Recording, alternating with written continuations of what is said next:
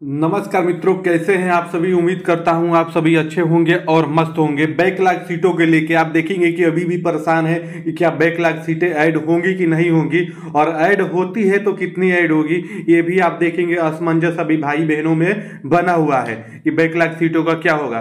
तो इस वीडियो में हम केवल बैकलॉग सीटों के बारे में बात करेंगे। छोटी सी वीडियो होगी, आप रुक के देख लीजिए कि बैकलॉग सीटों का माजरा क्या है और जुड़ती है तो किस कैटेगरी में कितनी आपकी सीटें जुड़ने वाली है। आप सबको पता है कि जो रोस्टर क्लियरेंस वाला मुद्दा है, प्रत्येक जिलों से वो आपका शिक्षा विभाग को भेज दिया गया है और शिक्षा विभाग आप देखेंगे कि उसका क्रॉस वेरिफिकेशन कर रहा है। क्रॉस वेरिफिकेशन करने के बाद आज ही शाम तक उम्मीद है कि वो अपना जीएडी यानी जो सामान्य प्रशासन विभाग है उसको भेज देगा। और सामान्य प्रशासन विभाग का कार्य ये होता है कि वो कैटेगरी वाइज आपकी सीटें को वो वितरित करता है कि किस कैटेगरी में हमको कितनी सीटें देनी है। और जो रोस्टर रहता है, जो सीटों का ब्यौरा रहता है, आपका जो बैकलॉग सीटें अगर गणना होनी रहेगी तो ये जीएडी ही आप देखेंगे कि कर देगी। और उसमें अगर नहीं आना रहेगा तो अगर रोस्टर फाइनल होके आता है तो आप समझ लीजिएगा कि अब उसमें नहीं जुड़ी है। अगर जुड़नी होगी तो जीएडी से जैसे ही वो बीपीएससी के पास जाएगा तो वहां पे बैकलॉग सीटें ऐड रहेगी उसमें। तो आइए बैकलॉग सीटों के बारे में मैं आपको बताता हूं और यहाँ पे देख लीजिए, समझ लीजिए। इसके बाद आपको दूसरी वीडियो बैकलॉग के लिए देखने की जरूरत नहीं पड़ेगी, सारा डाटा यही रहेगा अगर फाइनल आगे चल के जुड़ती है तो आइए वीडियो की शुरुआत करते हैं। वीडियो की शुरुआत करने से पहले अभी तक चैनल को सब्सक्राइब नहीं किया तो सब्सक्राइब करके हमसे जुड़ जाइए। और यहाँ पर अगर आप पीछे से जुड़े हुए हैं तो आप देख ही रहे होंगे कि किस प्रकार से न्यूज जो सही और ऑथेंटिक है, सटीक है, वही मैं आपको देता हूँ। तो आइए देख लेते हैं। तो सबसे पहले आप देखेंगे पीआरटी 1 से 5, इतना तो आप सबको पता है कि 28,026 आपके टोटल सीट है, ये बात आप सबको पता है। वही 6 to 8 में आप देखेंगे कि 19,645 सीट है, ये भी आप सभी को पता है। जो भी भाई बहन 6 to 8 में अप्लाई किए हैं वो उन सबको ये आंकड़ा पता है। 9 to 10 का 17,035 है। जिन भाई बहनों ने 9 to 10 में अप्लाई किया है उन सबको भी पता है कि टोटल सीट मिला के आपके 17,035 है। वही आप देखेंगे 11-12 में टोटल ये सीट आपका 22,373 है। पीजीटी 11-12 में जो भी भाई बहन ने अप्लाई किया है उनको ये डाटा पता होगा कि टोटल वैकेंसी आपकी 22,373 है पीजीटी में। और वही एससी एसटी की बात करेंगे तो वो 600 आपका 95 है। तो इस प्रकार से अगर इन सबको टोटल हम काउंट करते हैं तो ये आपका हो जाता है 87,774। ये टोटल आपका सीट हो जाता है जो आपकी टीआरई 3 में है। अगर बैकलॉग सीटें नहीं जुड़ती है तो इतने पे रिजल्ट आपका टोटल आएगा। अगर इतने पे टोटल रिजल्ट आता है तब भी आप देखेंगे कि 25% सीटें इसमें भी आपकी खाली हो जाएगी।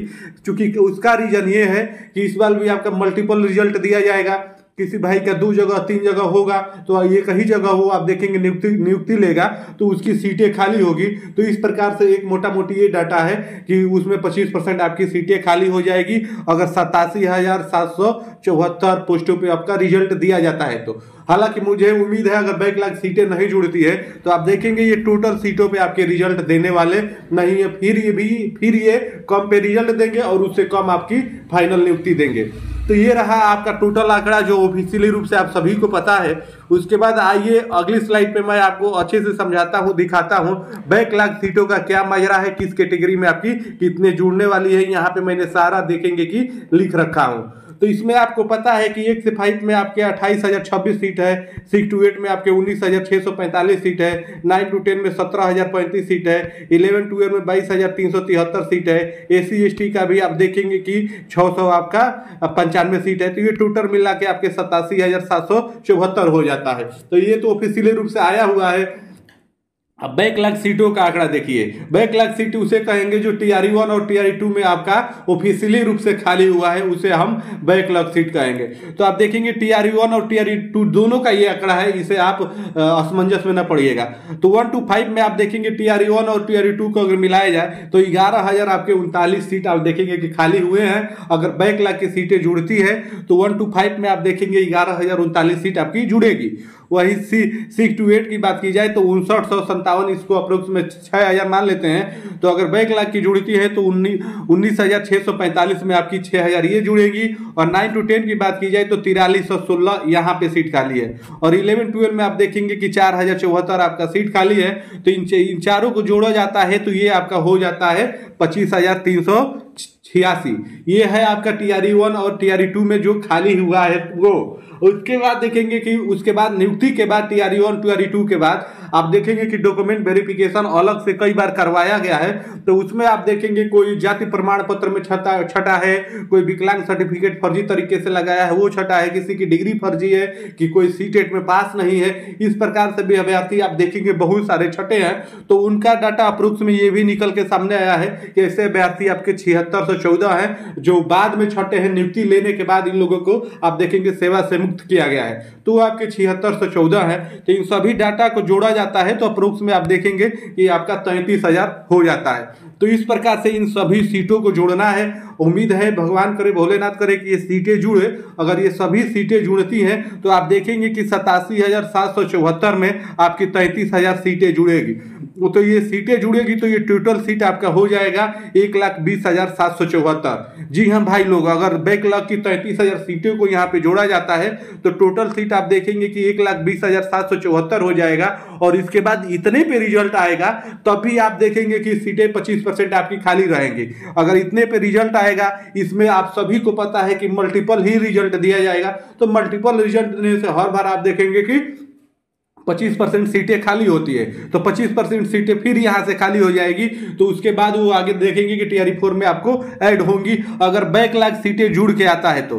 हालांकि आप देखेंगे कि कल ही से न्यूज बहुत तेजी से वायरल हो रही है, आप सब तक वो न्यूज पहुंची ही होगी कि बैकलॉग सीटों का जोड़ना लगभग तय है। लेकिन मैं अभी भी इस बात पर आप देखेंगे कि असमंजस में हूँ और मुझे अभी भी विश्वास नहीं है कि बैकलॉग सीटें जुड़ेगी, क्योंकि आप देखेंगे ऑफिशियली रूप से उसका कोई अभी तक ऐसा लेटर आया नहीं है। और मैं ये आपको बात बता ही दिया कि आप देखेंगे कि जिला प्रशासन विभाग से वो रोस्टर है वो भेज दिया गया है शिक्षा विभाग को क्लियर करके।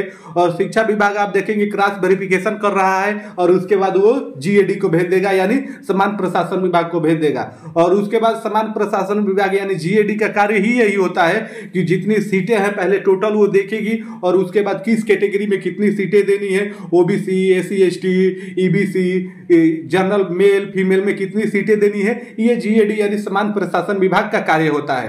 तो समान प्रशासन विभाग उसके बाद वो रोस्टर आप देखेंगे BPSC को भेजेगा।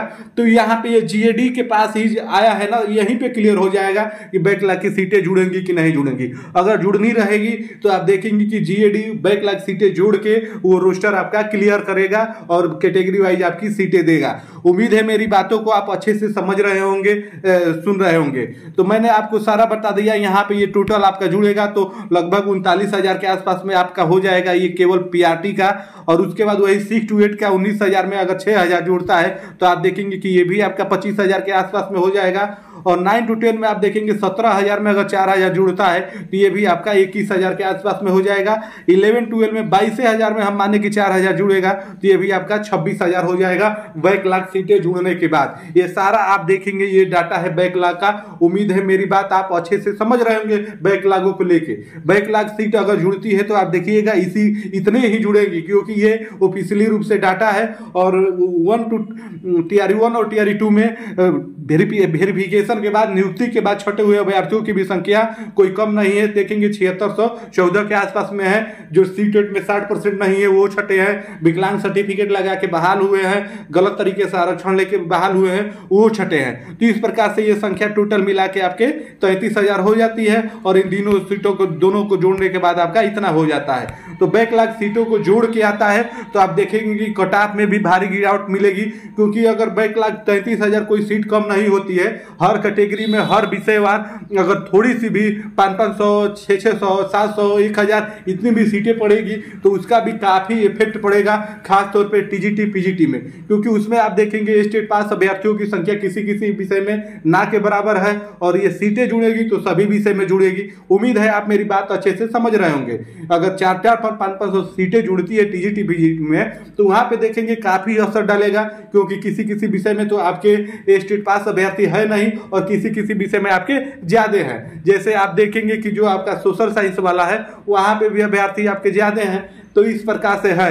टीजीटी की बात कर रहे हैं, तो ये सारा डाटा मैंने आपके सामने रख दिया बैकलॉग का। उम्मीद है मेरी बातों को आप अच्छे से समझ रहे होंगे। अगर इसमें आपको कोई डाउट है या कोई और जानकारी हो या इसमें कोई त्रुटि रह गई हो तो उसका भी कमेंट करके आप जरूर बताइएगा, और कैसी लगी वीडियो ये भी कमेंट करके जरूर बताइएगा। तो फिर मिलते हैं नेक्स्ट अपडेट के साथ अगले वीडियो में। तब तक के लिए आप सभी को जय हिंद, धन्यवाद भाई लोग।